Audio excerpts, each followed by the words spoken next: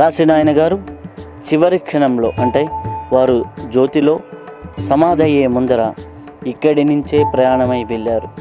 అప్పుడు వారి వస్తువులన్నీ కూడా ఇక్కడనే వదిలి వెళ్ళారు అనే విషయం మనకు తెలిసింది. కాబట్టి ఆ వస్తువుల్ని మనం చూద్దాం రండి.